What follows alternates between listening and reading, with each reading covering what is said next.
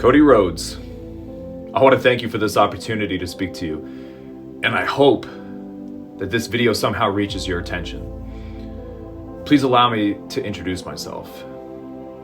My name is Kekoa the Hawaiian Warrior, and I've been traveling the world lacing up my boots for 14 years. I understand that opportunities like this are not given, they're earned. And this is my chance to prove to you that I have. I believe that you and I are a lot alike. We both have the warrior mentality. You felt like you were destined for more, that you were able to accomplish all of your hopes and dreams, and you made that a reality. You didn't allow the no's to stand in your way. You didn't allow people to tell you that you weren't good enough. And you proved them all wrong. That's a warrior's mentality. A mindset that only few have developed. Being a warrior is not about the act of fighting. It's about being so prepared to face a challenge and believing so strongly in the cause that you're fighting for that you refuse to quit, and that is why I'm speaking to you. I want to challenge you for the TNT Championship. Now, this is a battle that few may believe that I'm not prepared for, but they haven't trained in my shoes. They haven't sacrificed the way that I have. They haven't overcome the same mountains that I've climbed. There's a reason why my body is scarred with the markings of my people. It tells the story of my history and the wars that I've overcome to prepare for this opportunity that I believe I've so rightfully earned. And today, I stand ready, waiting, and prepared for war.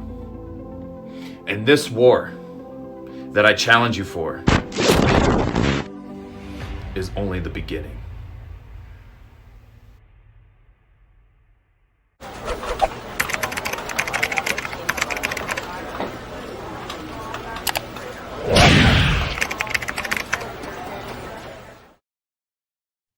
And today we are very happy to have a 2-for-1 lockdown sessions.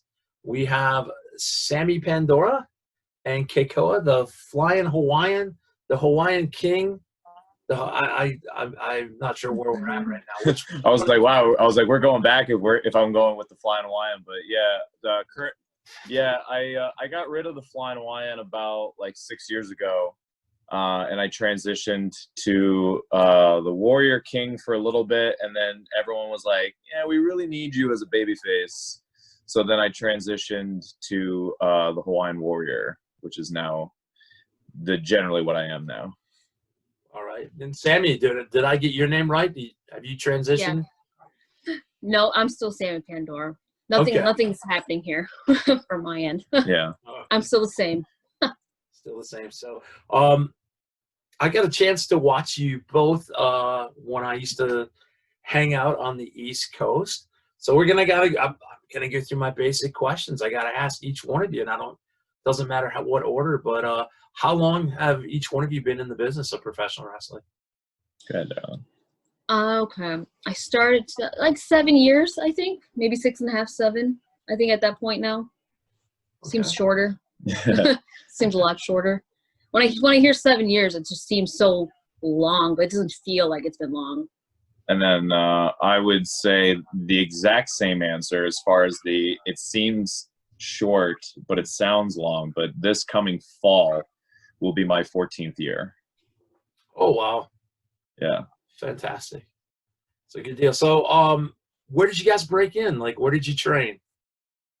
I trained up in Scranton, Pennsylvania at Backbreakers Training Center. I started there, I think, early 2012. Yeah, I would know I was training for at least like a year-ish around then, so. I didn't find a wrestler. The school found me. There was a gentleman by the name of Bud Carson, who had his own pro wrestling memorabilia shop in Center City, Allentown. And he actually used to rent out the back of his building to the Wild Samoans at the time. And then the Wild Samoans ended up finding an own building, either way, whatever the situation was. But he didn't have a wrestling school back there anymore, so he decided to start his own, and I had already known Bud. so he was like, hey, I'm about to start this wrestling school if you want to sign up. And I was like, of course, absolutely. So so my school was called Lehigh Valley Pro Wrestling Training Academy, which is no longer, but I was glad to be part of the first class. Yeah. So now, does Bud Carson, is that Pro Wrestling World, is that no longer, or is that still active? I don't think he has his shop anymore. I think he got out of the game, because I know that he was in Center City, Allentown, and then at one point he sold the he left the building that he was where his business was, and then he was in a Merchant Square Mall, which is also still located in Allentown, which is a different part. And then I think like maybe a couple of years ago, before he finally got out of it, he was like, yeah, I think he retired. So I don't believe he's I don't think he's a shop guy anymore. I think and I could be mistaken, but I'm pretty sure he still holds like signings and stuff. He used to do that. He used to bring in guys for signings. He's a very old school type of guy that he would bring people in that are almost like not just legends, but more or less just like, you really have to be like a diehard pro wrestling fan to know who some of the guys were that he would bring in. But so I think he still does that, but I could be mistaken. Okay, yeah, I was wondering. I kind of keep track on Facebook. I was able to go there a couple times when it was in the Merchants Square Mall, and man, that collection of stuff is incredible. Yeah, he has a huge amount of stuff, which I'm like, I'm kind of curious of what he did with all of it. Yeah, me too. Now that you say that, not that anybody can afford it right now, but there is a lot of very cool things there, and the guy was super nice. He came in just to check it out, ask questions, and I always think, man, I love pro wrestling that nobody really gets sick of it. But I thought, man, if I'm around it the whole time, got the merchandise, you got fans come. I was asking him questions, and he was just, yep, got this. He'll talk all day. He's a cool dude, very cool.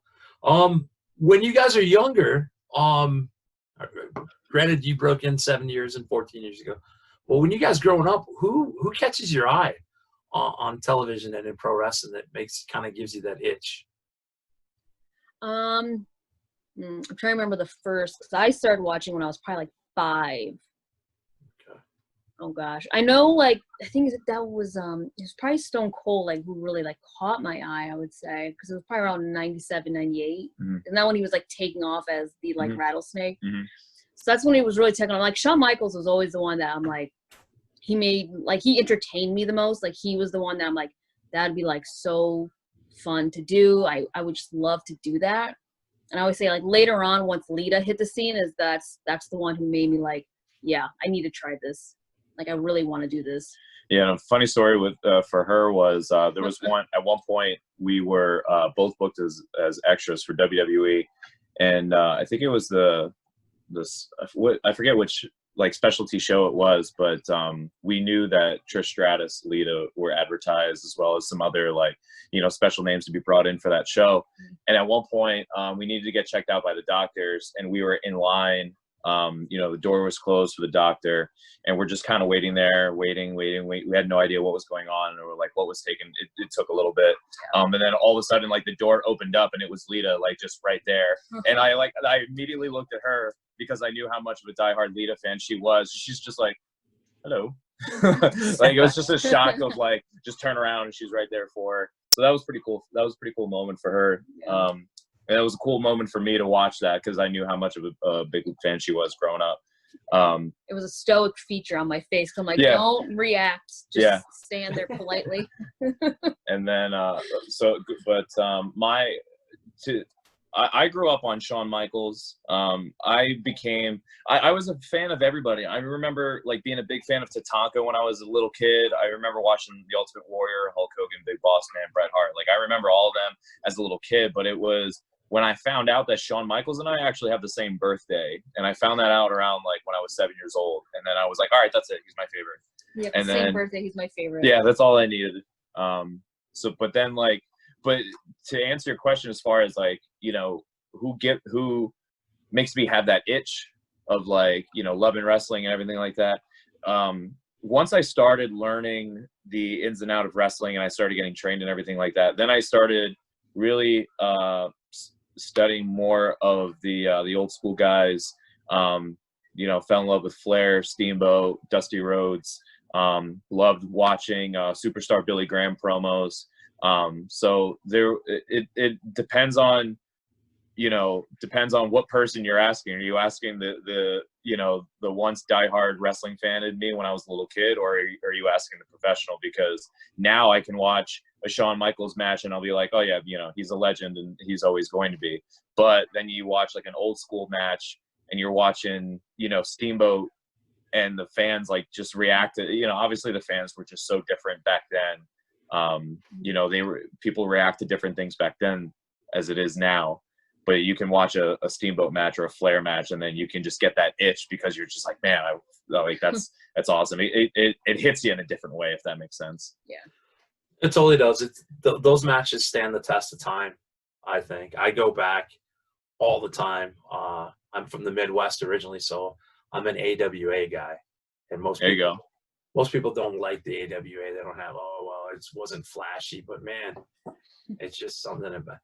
I don't know if it was because it was one of the only things that we could watch, but the first time I ever watched it was Sergeant Slaughter is training Greg Gagne. I always get the question because I'll ask, who's your favorite wrestler? And they'll ask me, who's yours? And I'm like, you're not going to like it and you're not going to know him, but it's Greg Gagne, because Greg was the only one when I was a kid watching it. He was just kicking butt, and, you know. It's cool to just learn, you know, like where stuff originated, or like just watching old school stuff. Like it was for me when I learned that entrance musics for wrestlers was kind of, and I could have this mistaken, somebody could have lied to me, but like this is the knowledge that I'm aware of.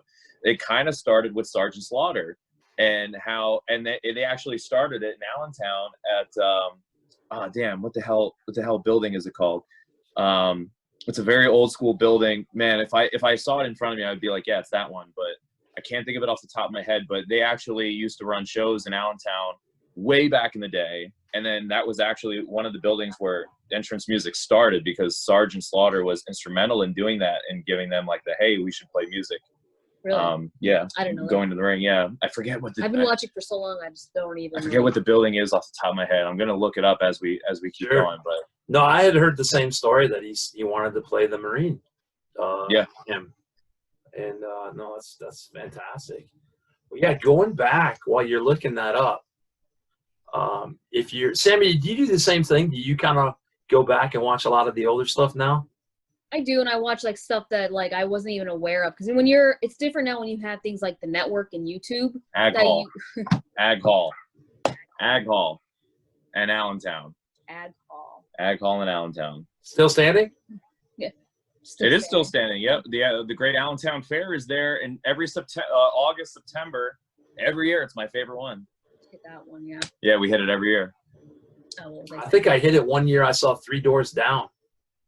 Yeah, they run some big concerts there. They always have like a whole week of it. So. Mm-hmm. It was like Altered Bridge, Theory of a Dead Man, and then it was like 3 Doors Down was a headliner, and I'm going, man, it's been a good week. Wow. Mm-hmm. Yeah, it was all one show, and I'm like, man, 3 Doors Down doesn't really fit the bill here, but I'll go. What's fun? I saw 3 Doors Down in concert once, and it was like it was a huge festival of stuff, and it was like an all-day concert, but like the main ones leading up, because 3 Doors Down was the headliner that night, but it was like Seether, Papa Roach, 3 Days Grace, and then 3 Doors Down. So I just got done like mosh pit head banging for hours, and then 3 Doors Down comes in with their soft shit in the main, and I was like, I'm gonna go. Like, I love 3 Doors Down, don't get me wrong, but I was so hyped, and then you bring it down as the headliner, and I was like, nah, I'm good. How do you start with Seether? Yeah, like, oh man, I was too hyped at that point. I'm like, I can't do this right now. I was kind of in your same boat. They had Theory of a Dead Man, who I like, hey, I want to see him. Yeah. And then 3 Doors Down came on, and the guys I were with wanted to see him, and I was blown away, because they were just releasing one of their latest albums. Mm-hmm. And it was, you ever go to a concert and like the sound guy is just on point. Like, it just sounded so great. And I'm at the Allentown Fair, and Three Doors Down sounds perfect. It can ruin a concert if it's not. I forget which concert it was. I want to say it was a Papa Roach concert that was headlining. It might have been a Seether one, but they wanted to just pop. It seemed like they just wanted to pop the crowd and just like get everyone super excited once they came on, because in the meantime of waiting for them to come on after the band right before whoever was headlining that night, there was like no sound check. And you're kind of waiting, and it's like, you know, it's been like 10-15 minutes, you're still waiting, and I'm like, man, they haven't even done the sound check yet. And then all of a sudden you hear the first chord and everyone starts going nuts, and then they come on and I'm like, no, something's off. Like, this sounds terrible. And it kind of like completely ruined it. So yeah, when the audio is on point, like it can really make or break, you know, a concert. Yeah, 100%. Like, I was not excited for Three Doors Down, and that day I'm like, okay, you know what?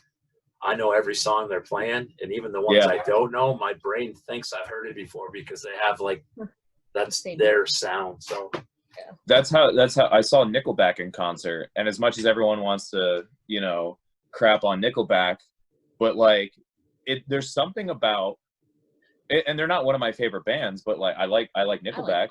But there's something about having, you know, whatever holds an arena, let's say 10,000 people, 20,000 people. There's something about 20,000 people. Doesn't matter what the song is. You've heard Photograph a gazillion times. When there's 20,000 people all singing Photograph, you're like, all right, let's do this. Like, let's all sing Photograph. Yeah, that's awesome. And I always say, like, Nickelback, it's not their fault that their songs are popular. No. With Arms Wide Open by Creed was so overplayed. Yeah. Back whenever that came out, and I kept going, you know, people always sell out this and that. And I'm like, dude, you get in it to make some money. You get in it so that your song is overplayed. Yeah. So meanwhile, back in the world of pro wrestling, because this is how professional my show is here. We're all over the place. That's how it ends up being. Yeah. That's the thing. I always try to go 15, 20 minutes with people. I talked to Bill DeMott for like an hour 20. Yeah, like, I didn't feel like we really even talked about much. But when you talk about, I hate to give this away. I want to do a show on this or some type of article for Wrestling Travel. But when you go back, we're going to talk about researching old school stuff. I have gone back and have had this conversation with many people, and maybe you might share my thoughts, or you can steer me in the right direction. So many moves are now gone. You might see them on the indies. But my main one I go to is that atomic drop is gone. The abdominal stretch I rarely see. I bet you I would see it more at a live show than I would on TV because of time. I think the only one who does that is Natalia. Like, that's her like signature hold, I think, because Natalia does the abdominal stretch. That's the only time I see it. Yeah. The big one that I like is, do you remember back when two guys, it's a tag team match, the guy gets whipped into the corner, into the turnbuckle, and his partner runs down from the turnbuckle, leans into it, and saves him from the bump. Stuff like that when I'm watching old school stuff, there's so many things that I don't see anymore that I think, man, it could almost be like a new character if somebody was running some of these old school moves. Am I the only one that sees that, or are you guys with me? Or no, I'm definitely with you. You know, and it's funny because like going to the atomic drop, you know, I definitely agree with you. The only person that I know of, and I don't know if he's still doing it, but I've done it with him basically every time that we've been in the ring together, is Brian Johnson in Ring of Honor. He's one of those guys that loves to sell the atomic drop, like Rick Rude used to, which is awesome. But even like, and again, this going back to the old school and like just learning the history. Once I learned the history as to why the television title was called the television title, I was like, why aren't we still doing this? Like, this is gold. Like, this is, yeah. And to give a quick, you know, history lesson for anybody that's not aware of why it was called the television title, is because the television title could only be defended in a certain time frame per match. So let's say, for hypothetical, you know, reasons, that, you know, the first 10 minutes of an hour-long sanctioned match, that's the only time frame that the title could change hands, as if the challenger could beat them within the first 10 minutes. And you know, again, not to lean on Steamboat because that's who I watched a lot, but Steamboat would talk about how he was in this big storyline with, I think it was Tully Blanchard, where he beat him in 12 minutes or he beat him in 15 minutes. And then the next time that he got an opportunity, the time frame was, okay, he has a 15-minute time frame now, and then he beat him in 20. So the champion is still the champion. The you know, the good guy is still chasing the title, and he's still beating him. So he's proving that he's the better wrestler and he's the better competitor, and the fans are getting their money's worth. But again, he's still chasing after that title, and he can't get to it. So they keep making the time frame longer and longer and longer, and then, you know, the guy's doing whatever he needs to do to avoid it. And it's just like little things like that. And I'm like, that could work today. I don't know why, you know, anybody doesn't want to do it, or maybe they just aren't aware of it. I know obviously the powers that be in the big companies, I'm sure they're more than aware of it, and they probably have a reason that they would be able to tell me as to why it wouldn't work. But I love that stuff. But that's just me. Yeah, I wasn't actually really aware of that. That's cool. At the behest, I don't want Sammy, I feel like I'm leaving you out. So here's where I want to go with you. I don't know if you've watched the last paper, the NXT takeover in your house. You did watch it. I did. I was watching that. I would love to get your opinion because I've got a co-host, Brittany Nicole from Elevate Pro, who's a huge backer of women's wrestling. I spoke with the Blossom Twins a couple weeks ago. Just what I am loving is how deep that roster is up there and how we've gotten away from the bra and panties, the divas, and there is so much talent that the women are finally being allowed to show. I love the main event, but my second favorite match was the opening 6-woman tag match, which usually when there's a 6-person tag match, I'm kind of like, all right. You know, usually in our locker rooms, it's a couple extra guys showed up, so we're going to throw them in a 6-man. But both matches, really a fan. But just your I guess, thoughts on the current state of affairs in women's wrestling from top to bottom, I guess, is what I'd like to know.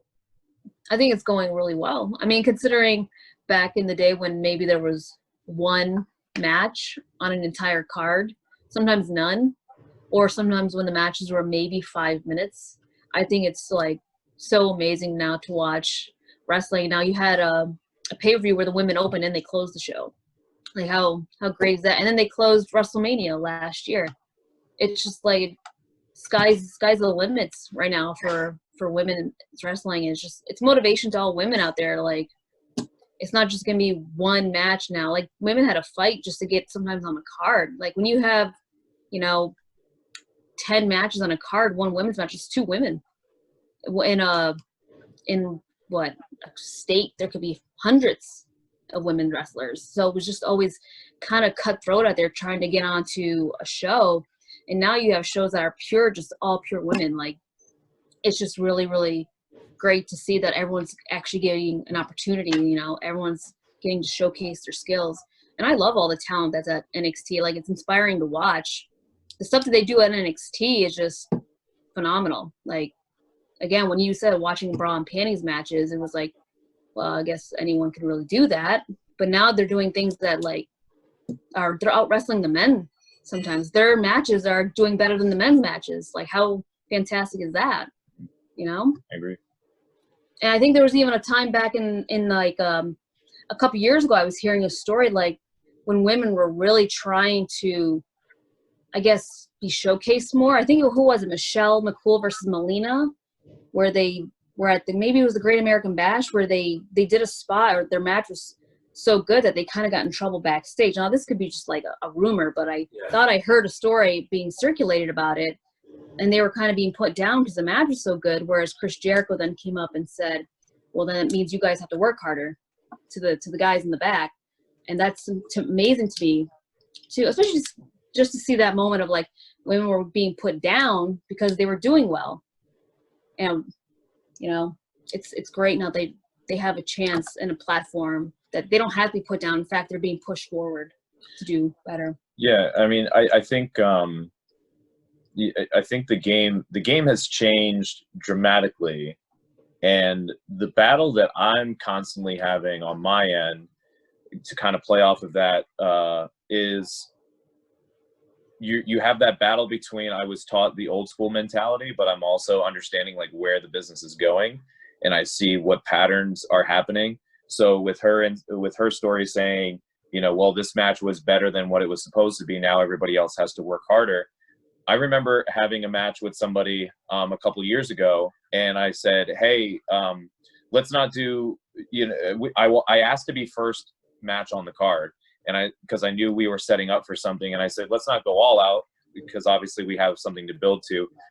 I said, but let's make this opener like really, really, really good, and let's do this and that. And I came up with these ideas, and I remember getting to the back, and you know, I remember some of these old school guys that were like, you know, I think you guys did too much. It's only the first match. And I'm like, yeah, you're correct. But like, you take a look at pay-per-views now, and I'm like, you got New Day and the Usos tearing it down at like the first match in every pay-per-view. I'm like, if you look at the pattern of pay-per-views now, it seems like the first match is probably going to be the best match on the night, if not the main event then, because you're starting the pay-per-view off hot, and you're getting people to say like, oh, I want to watch the rest of this.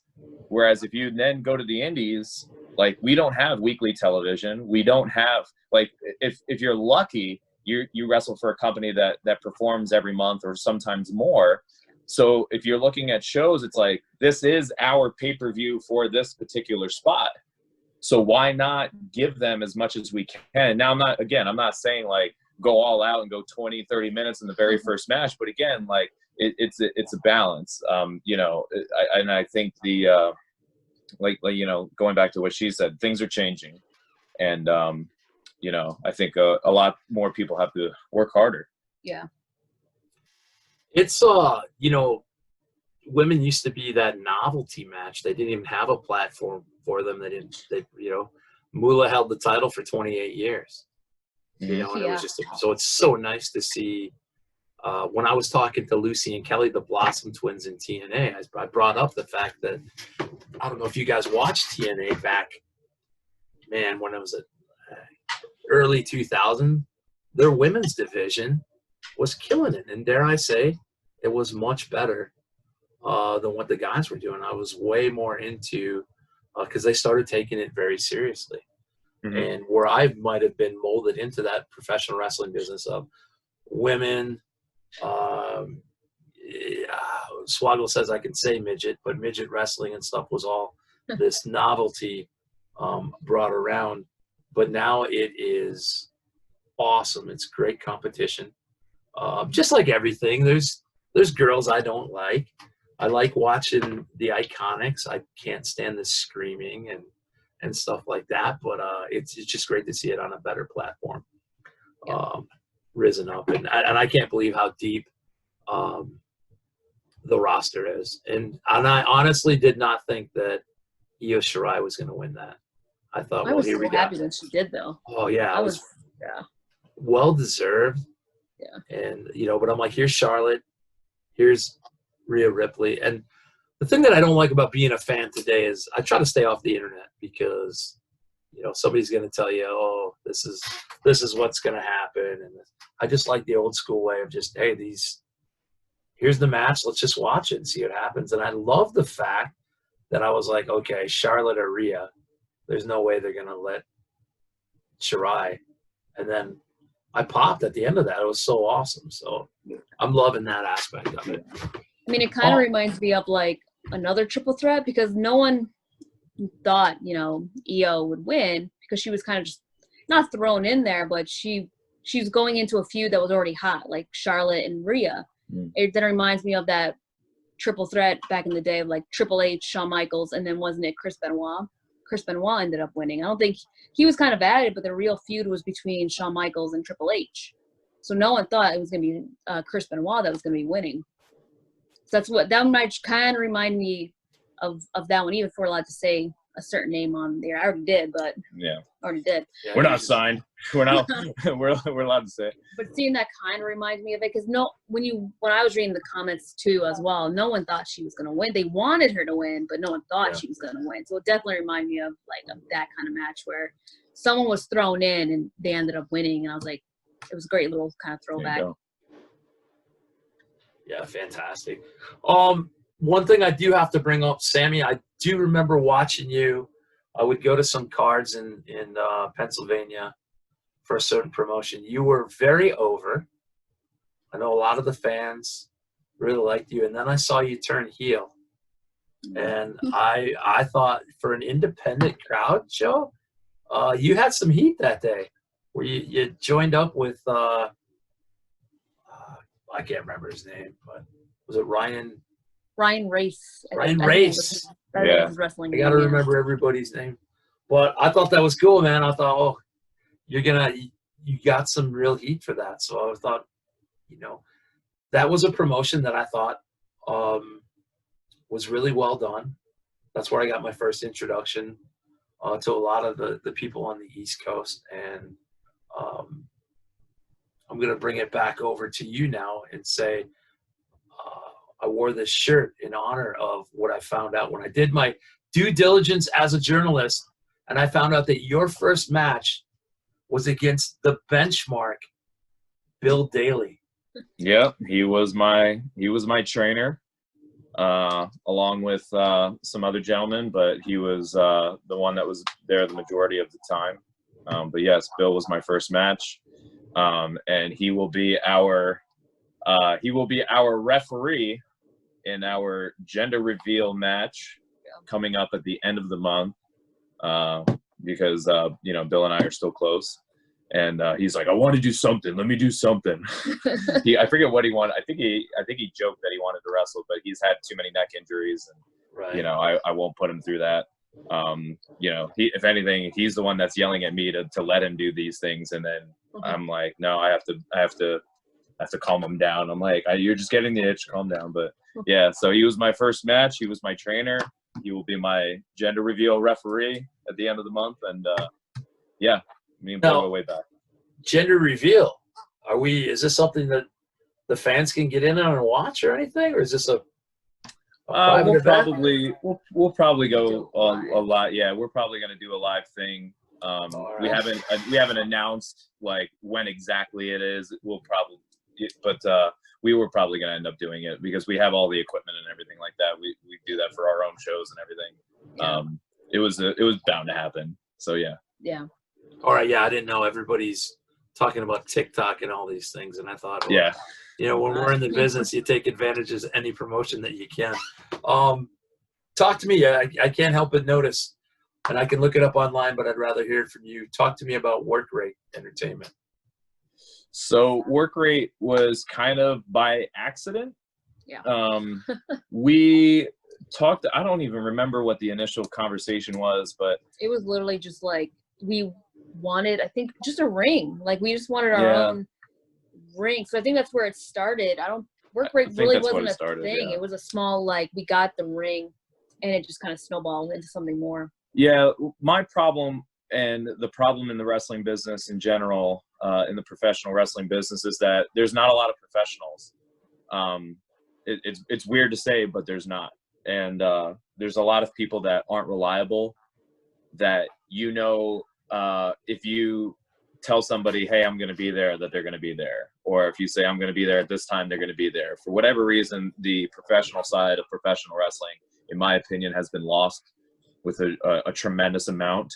And I also don't think that a lot of people are just held accountable for it. But nonetheless, we talked about getting a ring, and then we saw that there's such a demand and there's such an issue with, again, people just bailing and not being reliable. So you would see it all the time on Facebook, like, hey, my DJ canceled for this weekend. Who can DJ the show? Like, we need somebody to run music.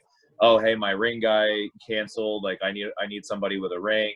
Hey, my production crew canceled. I need someone to record this weekend. So I came up with the idea, and I'm like, if we just had all this stuff, they would only have to book one guy rather than 5 different guys. Here's my ring guy. Here's my DJ guy. Here's my music guy.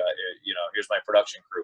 I'm like, if we just had all this stuff, we would be able to just make a combo deal for promoters, and then they would also be able to put us on the show as well. So we would get more bookings. Yeah. We would be able to help people out, And then they know that if they book me, that I'm going to show up and I'm not going to bail, because I'm very, I'm very, passionate about, if I give you my word, you have it. Like, that's it. Yeah. So that's how it ended up transitioning into that. So then we were just a rental company. And then at one point, there's a local gym by us called Forever Fitness. My wife started working out there, and the guy that took over the ownership not long before she started working out there, he had mentioned to her, because he knew that she was a wrestler and that I was a wrestler, like, hey, I really want to separate my gym from all of these other gyms that are in the area. Would you guys be able to do a wrestling school? Which I had intentions of, but like way down the road. And then, but the opportunity was presented in front of me, and then, we thought about it and we're like, yeah, sure. We can definitely do that. So then it transitioned from a rental company to a rental company and a wrestling school. And then it was, all right, well, now we have students and now they need a place to work. So I'm like, all right, I guess we need to transition and start doing shows now, and give them a place to work and call that, and that's their home. So then it transitioned from rental to wrestling school to now a promotion. So it just kept moving in that direction. So that's how Workrate ended up happening as an accident. But now, to me, and again, I back what we stand for. I think that we uphold what is being lost on the independents. I think that there's a lot of companies that just don't run in the manner that I personally feel that we should run, whether it's, sticking to times, having things kind of more mapped out and everybody being on the same page.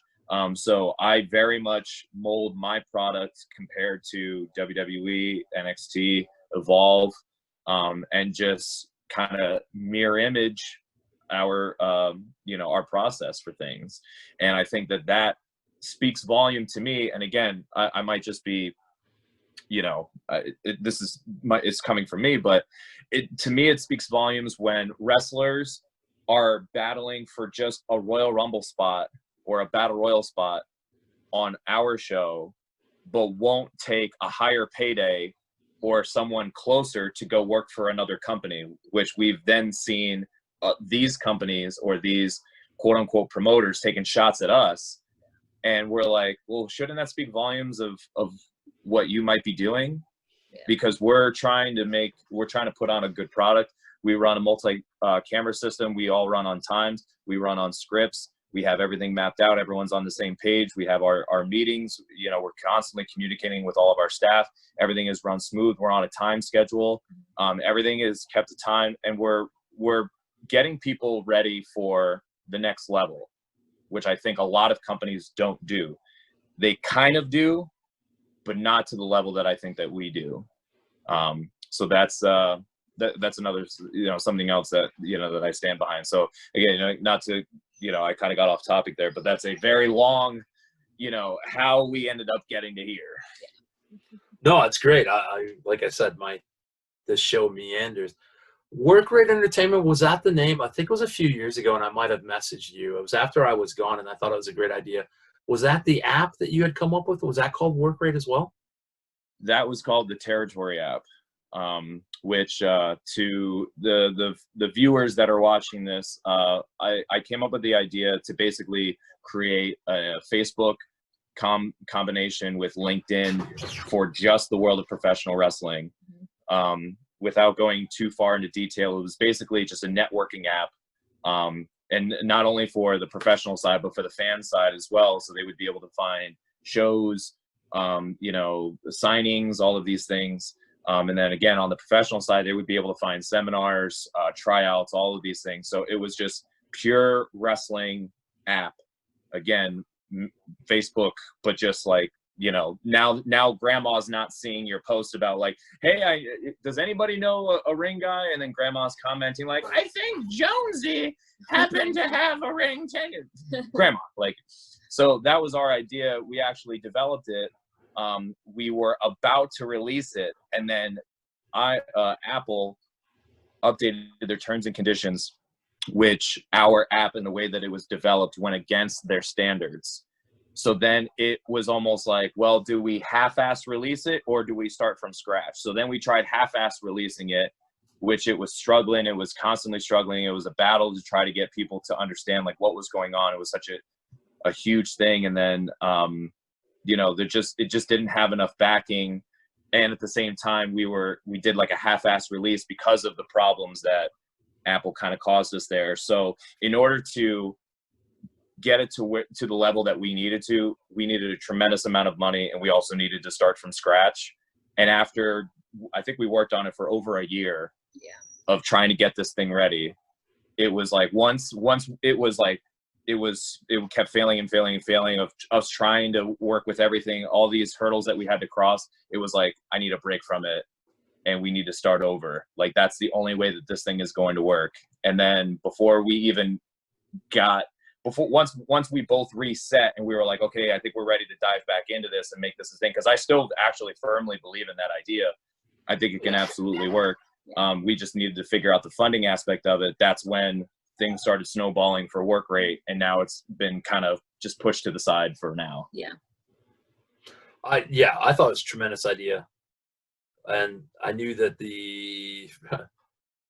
my hindsight is 2020, but I've tried to sell stuff on Facebook before, and the amount of absolute interactions you have with people that are like clueless. I can go back and look at some of the, because I couldn't remember. I'm like, I don't have the app anymore. I know I had it and I supported it.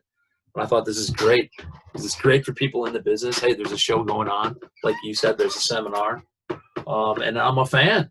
You know, people make fun of you. Hey, you've trained in the business, Justin, but you're being a mark. No, dude, I've been a mark. That's how I got into it. Well, we all are. Yeah, we are. And I'll go, Yeah. you know, I won't go on a show that I'm booked on and go, hey, can I get an autograph? But you can bet when I walked into Bud Carson's pro wrestling world and Paul Orndorff is sitting there and the Killer Bees, yeah, I got an extra $20 in my pocket. Are you kidding me? When am I going to see these guys again? Speaking of your professionalism, and I'm going to say both of you, for as long as I've been doing this show, which has only been since the beginning of April, you're the only one to contact me 15 minutes prior to our start time. And I also remember when I was out in Pennsylvania, I'd always said to myself, if Ric Flair is within a 150-mile radius, I am going to go to that show. And I remember going. It was in Williamsport. I do think. Oh yeah, that Diamonds Are Forever show or something. I forget what it was called. It was like some kind of diamonds. Yeah. Yeah. I remember that show. But I was pretty proud as an old school guy. You and a couple other guys showing up in a suit and tie. You know, day one. That's outstanding.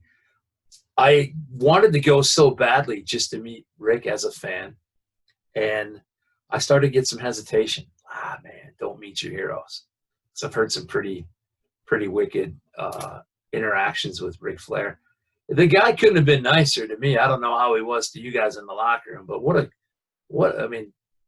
great experience that meeting. I couldn't even get near him. I mean, I didn't necessarily like try to, because I don't like to hound, you know, these types of people. I like to just stay back. If the interaction happens, then it happens.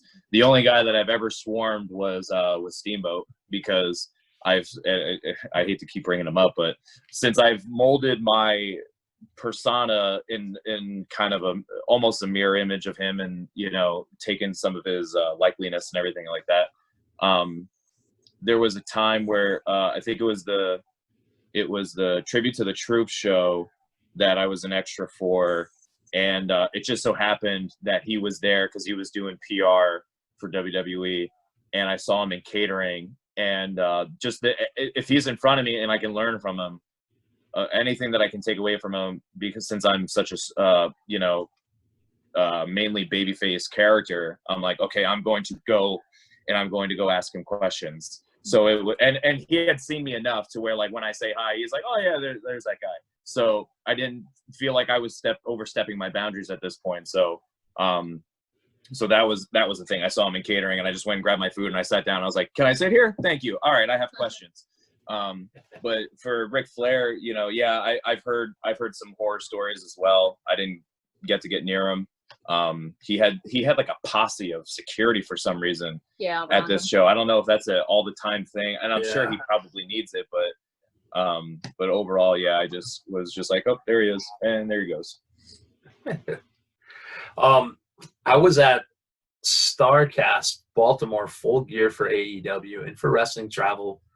I went around and asked some talent, like, it's kind of, as I told you off, it's kind of cool not to have to take a bump. But now I got to walk up to guys and go, hey, can I get a video comp? You know, I kind of feel like, but now that I got called a journalist, I can go up with confidence. Yes. You're like, oh, sorry, I'm not a I'm a journalist, so Yeah. it's okay. This is good. I walked by Ronnie Garvin's table, and as I told you, I'm a huge AWA mark. He starts talking to me about so much Greg Gagne stuff. I'm so excited. But, you know, I got Ron Garvin, all these guys to do like a Happy Holidays promo. Steamboat's there.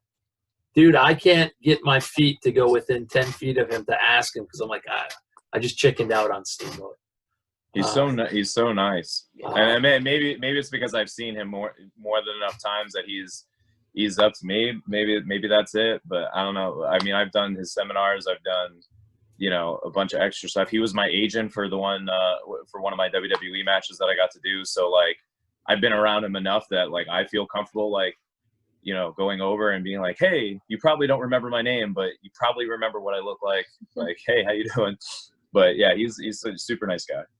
Yeah, I shouldn't. I was thinking, man, out of all the people here, I don't want to get shot down by freaking Ricky Steamboat, who I've been watching. Nah, he's a babyface for life. Oh, cool. I want to go. I don't want to take up all your time, even though I end up doing it. I usually tell people this is the last question, but I'm going to warn you too. Once I say last question, there's probably like 3 more left. We want to know. I'm in Wisconsin currently. Our company's out of the United Kingdom. Wisconsin had its first wrestling show last weekend. The United Kingdom, we don't know when wrestling is coming back. What is it like in Pennsylvania right now? What's the current with the lockdown? Weird. Yeah. It's so we saw, I don't exactly know where this particularly came from, but there was a release of basically what the Athletic Commission of Pennsylvania was stating. In order for anyone to run a show in the very near future, they're going to have to get everybody that's involved with the event coronavirus test within 48 hours of the scheduled date, which apparently costs like $100 some. And buildings can only be half mass. And I think there might have been another restriction on there. But like overall, like I get what the state's doing. A lot of people are like, oh, this is outrageous. And I'm like, you got to remember, we're also still in the very early stages of being let out of quarantine. So it's not like you can just, you know, go from 0 to hero here. Like, I get why everyone's frustrated and, you know, whatever view of this whole coronavirus you have, but like they're taking the precautions that they feel that they need to, and I get it. Us particularly, as far as work rate, like I don't even plan on running a show until next year. I know that the world has to recover financially, which again people could argue because of unemployment and how much they're getting, but like either way, I think that a lot of people are affected by it and they need to recover financially. And I think the other side of it, people need to recover mentally, because there are those people that are still afraid to go out of their homes because they have little ones at home, or, you know, whatever they might be living with, you know, elders and everything like that. Like people have to take those things into consideration.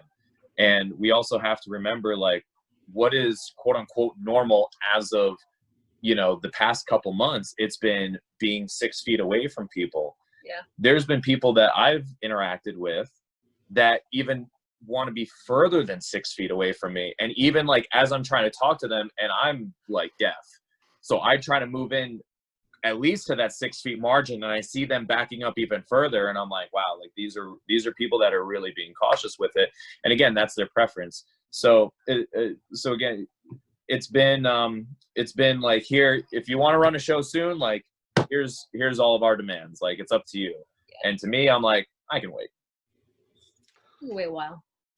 Yeah, wow, the coronavirus. I know the show that ran, and I had an interview that's yet to air with Frankie DeFalco, who runs here in Wisconsin, Brew City Wrestling. He's going to have the forehead thermometer for their show on the 20th. He's actually going to have fans sign off on a letter from a lawyer that they haven't been in contact with them, just protecting, because they don't want, everybody's itching to go back out, but you don't want to be that first show that ruins it. I don't, but I know people that want to be. Yeah, some can't wait to start already. So yeah, what, but I agree. I think that if we had the because in Pennsylvania you have to have a licensed doctor in attendance, so I don't see a problem with if you had the ticket counter have the thermometer check for the forehead, and also signing off saying that you haven't had any contact. Here's your name, address, telephone number, whatever, blah blah blah. Same thing with wrestlers. I don't see a problem with that. I don't think you have to actually go get a COVID test. I think that's a little bit extreme in my opinion. Because again, you could get the test, but if I'm correct, you could still have it just dormant, but the test can still come up negative if I'm understanding all of these things correct. There was a point where where I might have needed to go get a test, not because I was feeling ill, because there was a belief that I was in contact with somebody that possibly had it. And then when I was like, well, since she's pregnant, maybe I should just go get it checked just to be 100% safe. And then when I was looking at the list of like only come in or only get tests if you fall under these categories, which I didn't fall under any of them. So they were like, I wasn't even allowed to go get one. Yeah. So I don't know how the world of wrestling is supposed to go get one if you don't fall under these categories. Or maybe it's more maybe it's more open now. Maybe it's more open now. Back I have at the no time, idea. like people would call hospitals wanting to get tests, and they'd be like, we can't do anything for you unless you have symptoms. So it's such a crazy thing, because if I can turn on any different news station or look at social media, Twitter, Facebook, whatever, and I'm going to get 300 different stories on everything. So it's just been one of those, I guess we'll just wait, but some shows are running. What did you guys do? I know the quarantine's still going on, but as far as in your wrestling fix, just a lot of workouts, or what did you do to keep busy? Did you guys do any? Are you promoing on each other at all? Like I promo on her every damn day. I was gonna say, here we go. I'm gonna open a can of worms here.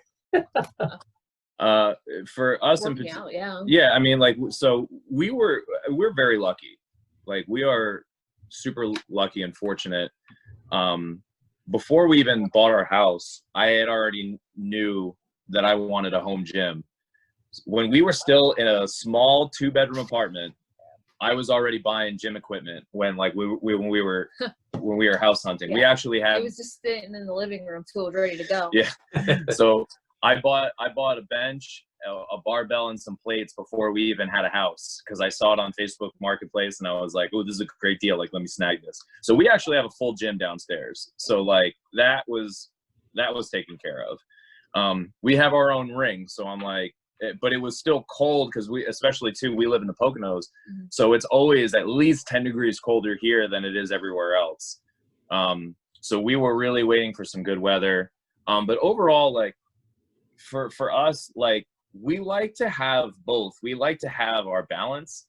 For us in particular, especially with Workrate, and all of our rentals.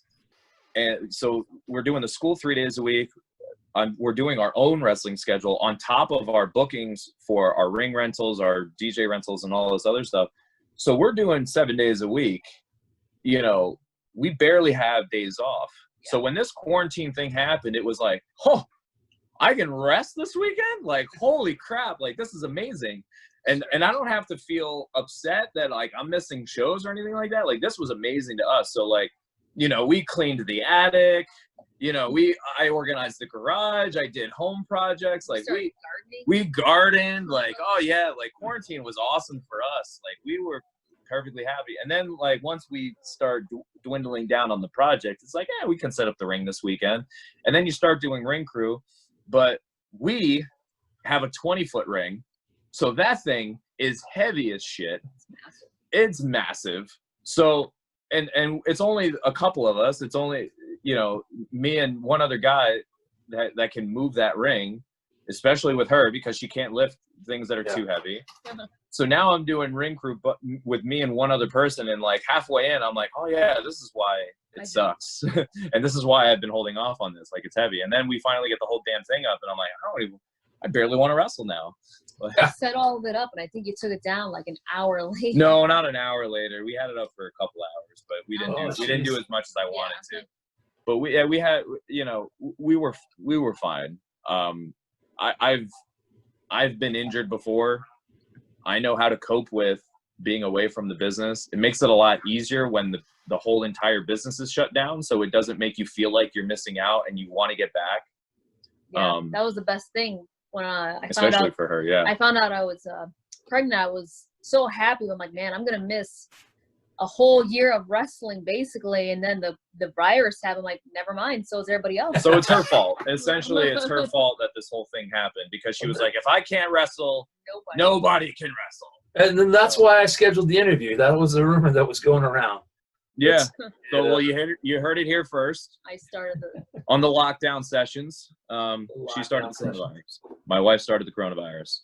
I waited till you won the NCW championship first. Oh yeah, that too. Yes. It was my problem of shutting down the wrestling industry alone. There was a big rib with me for a long time with my buddies, that every time that I got the heavyweight championship put on me from whatever specific company it was, the company ended up going under like soon after that. And I'm not gonna lie, it definitely happened. It happened on like 3 or 4 occasions where I was like, man, like I'm really cursed. And then I forget what title I won. I won a couple of them, and then they didn't go under. So I was like, okay, I think the curse is broken. But then I won the MCW championship, and then the whole wrestling business ended. And I was like, all right, I guess it's back on. I immediately got all those texts once the world got shut down. Like, oh, look what you did. And I'm like, sorry. No, and unfortunately, that's leading me to another question. MCW, especially our fans are from around the world. If you don't know that promotion, that's a happening promotion. And my hat's off to you. You are the MCW champion. 3-way match, right? Was Brandon Scott involved in that? Or did I read that wrong? So it was Rhett Titus, who was the champion. Yeah. Brandon Scott, who was the Shamrock. He is the Shamrock Cup and Shamrock champion, because he won it last July. Okay. And then it was Lonely Me. And it was elimination style. Brandon Scott and I ended up being able to eliminate Rhett within the first, I think it was like 10 minutes into the match. And then me and Brandon went toe to toe for, I think, another 8 to 10 minutes. A long maybe. time. Yeah. So are you essentially the Io Shirai in this 3-way? I believe it's tough, because you could look at it that way. I thought that it was. I thought I had a good amount of steam going. I don't want to by any means compare myself to Daniel Bryan. I'm using it as an example of, like, I could tell when the fans started coming around to my end.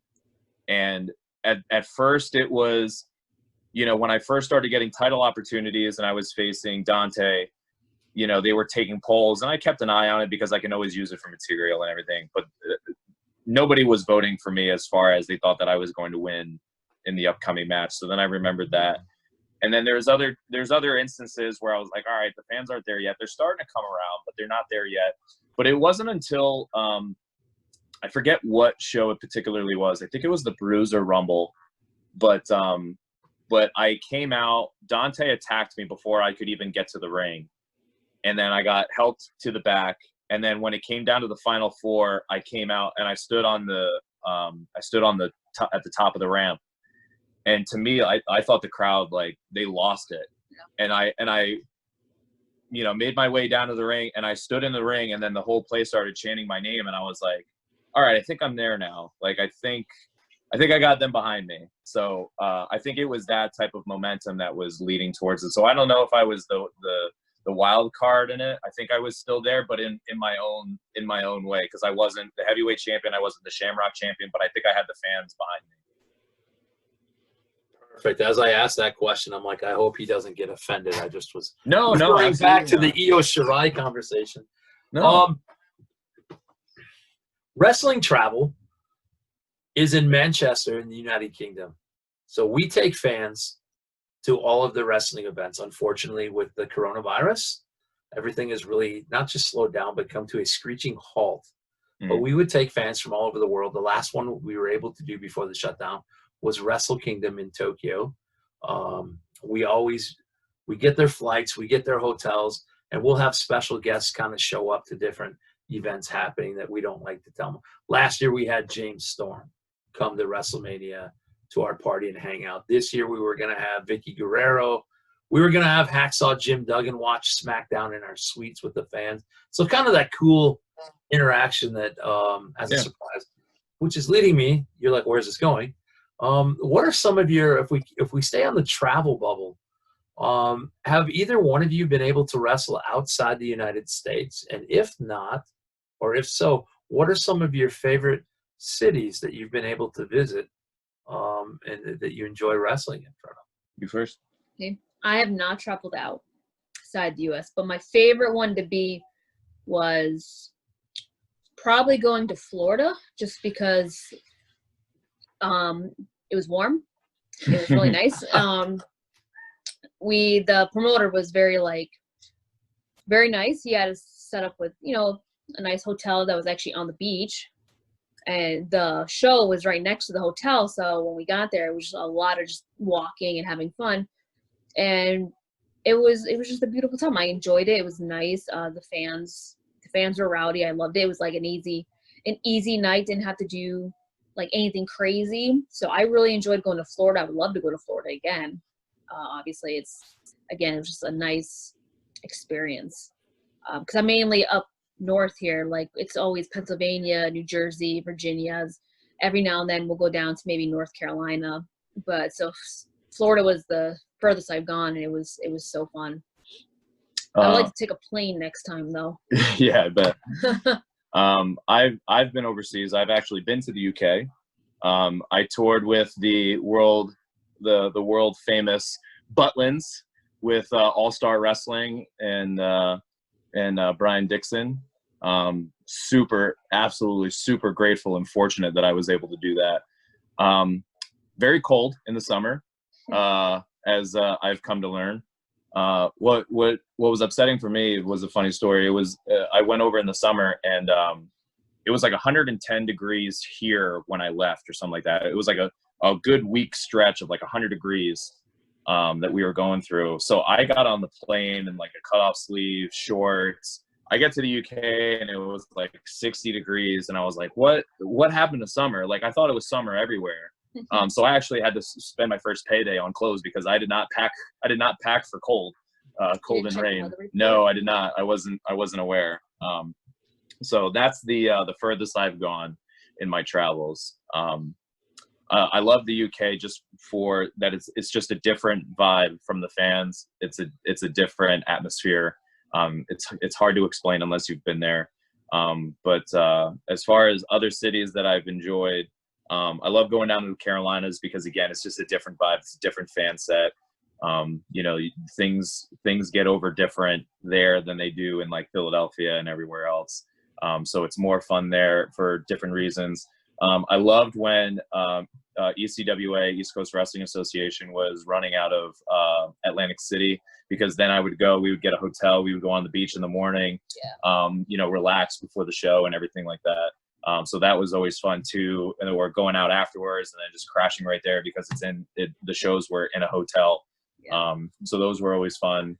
But I'm trying to think of other towns. I love different towns for different reasons. Like when I traveled to Tennessee, it's different. When I traveled to North Carolina, it's different. Like I love each place for its own reasons, if that makes sense. Yeah. Oh yeah, totally, 100%. And I do.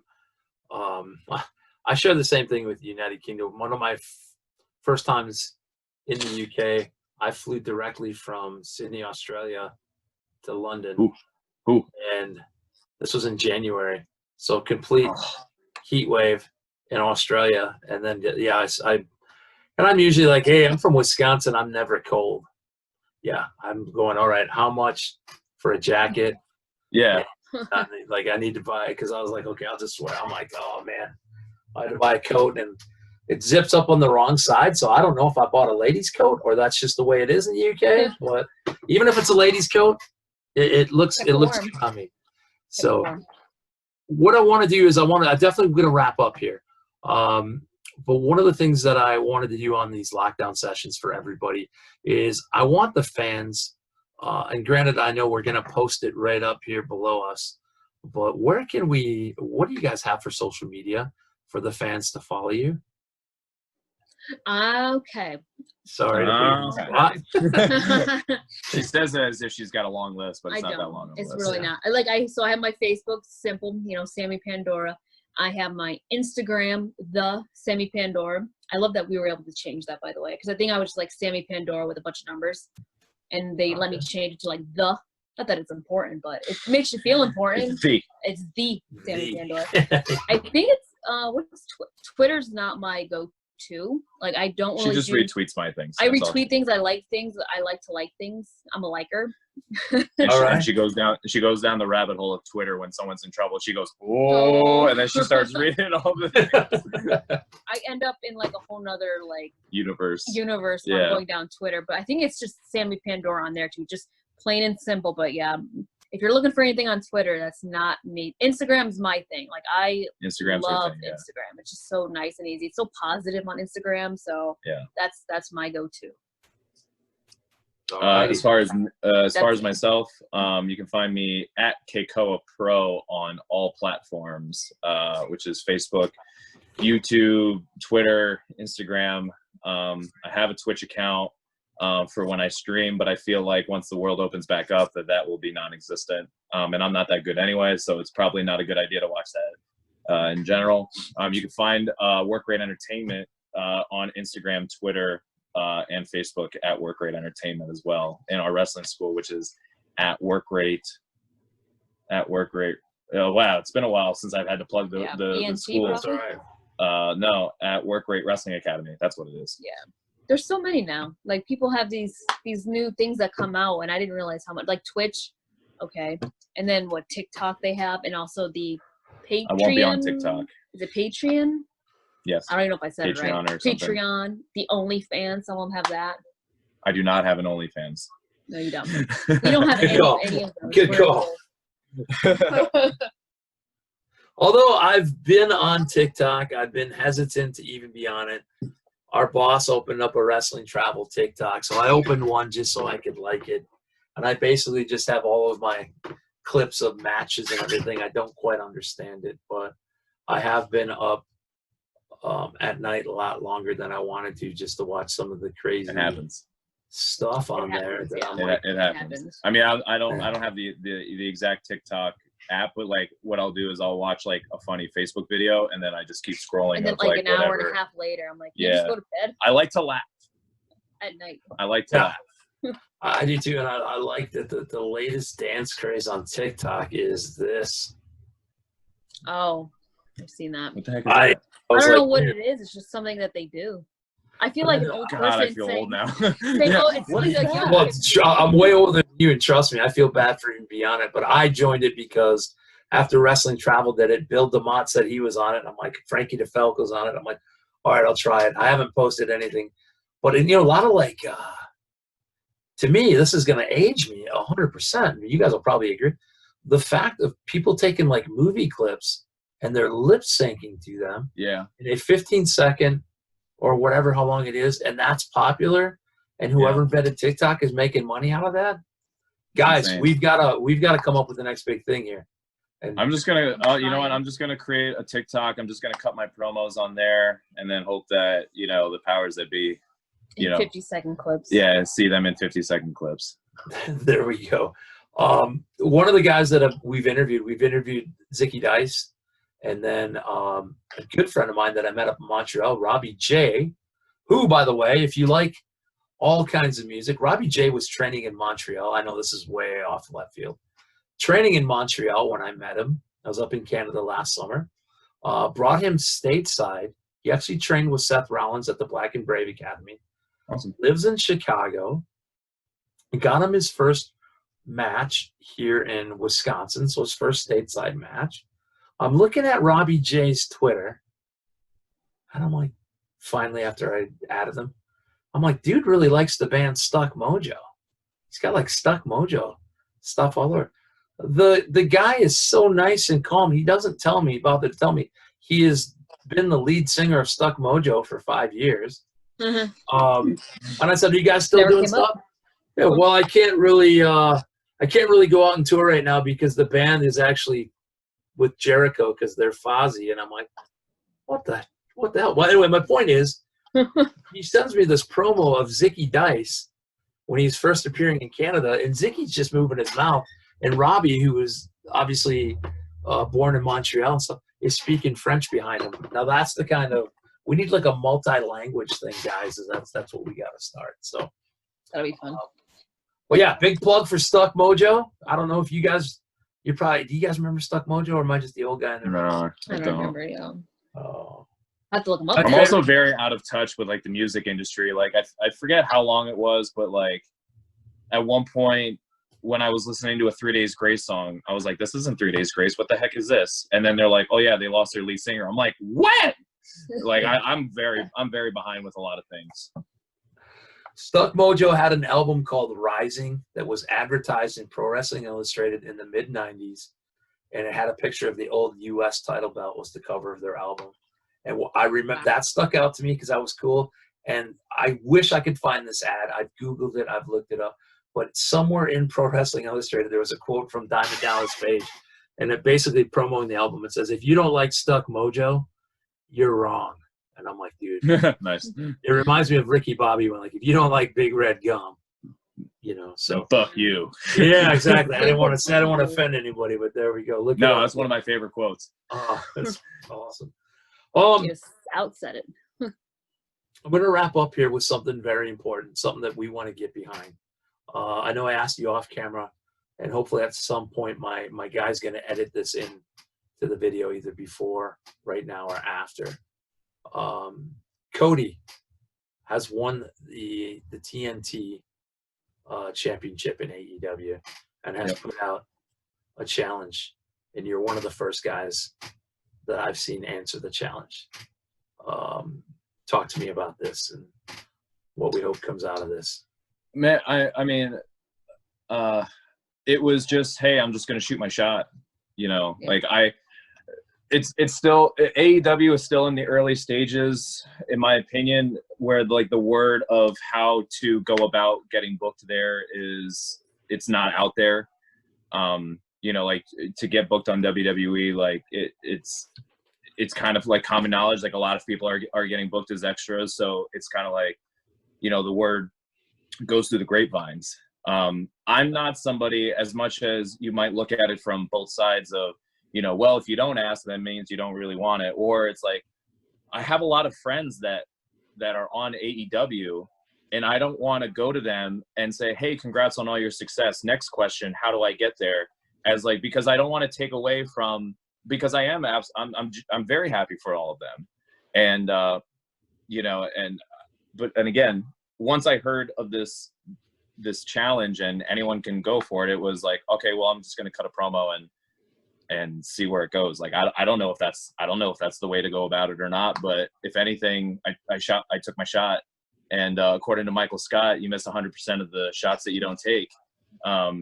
So that was really it. Obviously, you know, I'm still trying to be a full-time contracted wrestler. I would love to be part of WWE. I would love to be a part of AEW. I would love to be doing anything that I can. This wrestling is my passion. It's always been.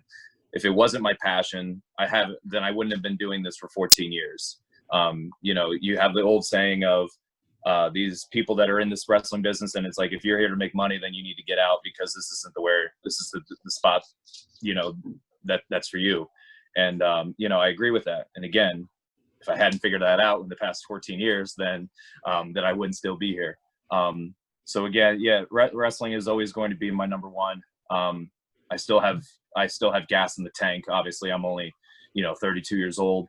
I want to be doing this as long as I can. And if, you know, if I can do anything that I feel is going to put me in the right direction, then I'm going to take that opportunity. So that's why I've done Evolve tryouts. That's why I've done extra work at WWE. That's why I cut this promo.